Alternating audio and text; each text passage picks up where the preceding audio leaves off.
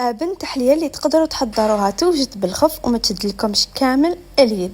مع رانا في الصيف ونحبوا ناكلوا حاجه بارده وبنينه تفاجئ على القلب. سيفي لا فيديو باش تحضريها. اول حاجه واش عندنا في ريسيبيون اي كاطو اللي يكون عندكم ارحوه حتى يولي رميله مع مغرف كبيره تاع الزبده اللي ندوبوها وتكون بارده. نخلطوا هذاك الميلونج كامل كيف كيما راكم تشوفوا حتى يولي هكاك رميله. نجيبوا لي فيغين تاعنا ونديروا لهم واحد زوج مغارف صغار تاع الكاطو، لازم يكون كامل نيفو واحد باش يجوا شابين. من جهه واحده اخرى استعملت 250 غرام تاع الماسكاربون، ضربته غير شويه وخليته بجاه. نجي نحضر لا كريم دوزيام اللي فيها كاس تاع الحليب والكاس تاع لا شونتيي. نطلعوها مليح لا شونتيي حتى يتضاعف الحجم تاعها، ومر ما يتضاعف الحجم تاعها نستعمل لا كريم فريش اللي تكون خاصه بالحلويات. نكمل نطلع هذاك المزيج كيف كيما راكم تشوفوا ونخلط له الماسكاربون اللي كنت ضربته مع الاول.